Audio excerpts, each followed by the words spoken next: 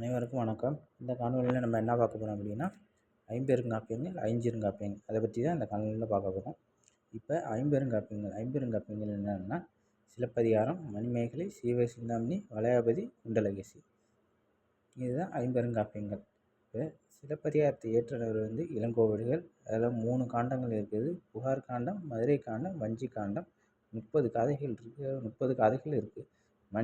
மணிமேகலையோட ஆசிரியர் சீத்தலை சாத்தனார். அந்த நூலில் என்னென்ன பிரிவு இருக்குன்னா 3 காண்டங்கள், 30 காதைகள் இருக்குது.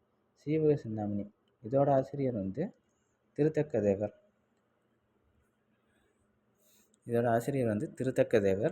இதோட பிரிவுகள் என்னென்னா 13 லம்பகம், 3145 செய்யுள்கள் இதில் இருக்குது.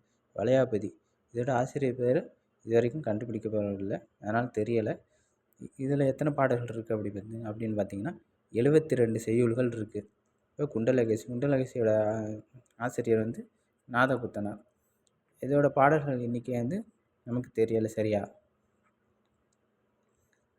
இப்போ அடுத்தது பார்த்திங்கன்னா ஐஞ்சிறுகாப்பியங்கள் என்னென்ன இருக்குன்னா நாககுமார காவியம், உதயன குமார காவியம், யசோதர காவியம், நீலகேசி, சூளாமணி.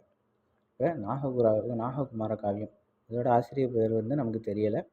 இதோட பாடல் அளவு எப்படின்னா பிரிவு அப்படின்னா 5 சருக்கங்கள், 170 செய்யுள்கள் இருக்குது. உதயகுமார காவியம் இதோட ஆசிரியர் பேரும் நமக்கு தெரியலை. 6 காண்டம். பிரிவுகள் என்னென்னா 6 காண்டம், 367 விருத்தங்கள். யசோதர காவியம் இதோட ஆசிரியர் வெண்ணாவலருடையார் வேல். இதோட பிரிவுகள் என்னென்னா 5 சருக்கம், 330 செய்யுள்கள். நீலகேசி ஆசிரியர் பேர் தெரியலை. பாடல்கள் எத்தனைன்னா 10 சருக்கம், 895 செய்யுள்கள். சூளாமணியோட ஆசிரியர் பெயர் என்னென்னா தோலாமொழி தேவர். இதோட பிரிவுகள் என்னென்னா 12 சருக்கம், 2331 செய்யுள்கள். அடுத்து இரட்டை காப்பியங்கள்னால் என்னென்னு நமக்கு தெரியும். சிலப்பதிகாரம், மணிமேகலை அதை பற்றி தான் நம்ம பார்க்க போகிறோம். இப்போ சிலப்பதிகாரத்தோட ஆசிரியர் பெயர் என்னென்னா இளங்கோவடிகள். அவரோட பெற்றோர் பேர்னா இமயவர்மன், சேரலாதன், நற்சோனை. தமையன் அதாவது சகோதரர் பேர் என்னன்னா சேரன், செங்குட்டுவன். இவங்க மரபு என்னன்னா சேர மரபு. இவரோட காலம் கிபி 2ஆம் நூற்றாண்டு. நூலை பற்றி யாருக்கு என்ன சிறப்பு மேற்கோள்கள் என்ன சொல்லியிருக்காங்க அப்படிங்கிறத பார்ப்போம். இப்போ நெஞ்சேலும் சிலப்பதிகாரம் என்றொரு மணியாரம் படைத்த தமிழ்நாடு. யாம் அறிந்த புலவரிலே கம்பனை போல், வள்ளுவர் போல், இளங்கோவை போல் பூமிதனில் பிறந்ததில்லை, உண்மை வெறும் புகழ்ச்சி இல்லை அப்படின்னு யார் சொல்லியிருக்காங்கன்னா பாரதியார். அந்த மேலே உள்ள நெஞ்சேலும் சிலப்பதிகாரம் என்றொரு மணியாரம் படைத்த தமிழ்நாடு அந்த கூற்றையும் பாரதியார்னு சொல்லியிருக்காங்க. இக்கதையை சிலப்பதிகாரம் எனும் பெயரால் யாம் ஏற்றுவோம் அப்படின்னு யார் சொல்லியிருக்காங்கன்னா இளங்கோவடிகள். அப்பெண்ணின் வரலாற்றை யான் அறிவேன், அடிகள் நீரே அருளுக. இந்த 2 கூற்றையும் யார் சொல்லியிருக்காங்கன்னா சீத்தலை சாத்தனார்.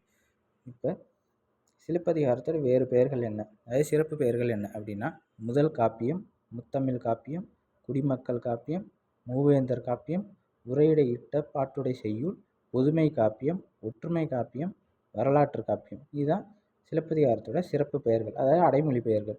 சிலப்பதிகாரம் கூறும் உண்மைகள் என்ன அப்படின்னா 1. அரசியல் பிழைத்தோருக்கு அறம் கூற்றாகும், உரைசால் பத்தினியை உயர்ந்தோர் ஏத்துவர், ஊழ்வினை உறுத்து ஊட்டும்.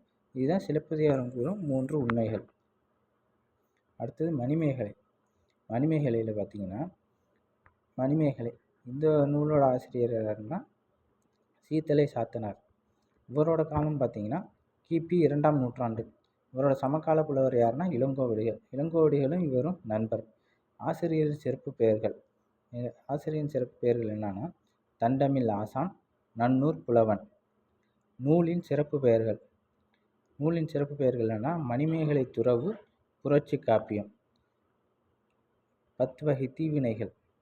மணிமேகலை சொல்கிற 10 வகை தீவினைகள் என்னன்னா உடலின் மூலம் தோன்றும் குற்றங்கள்.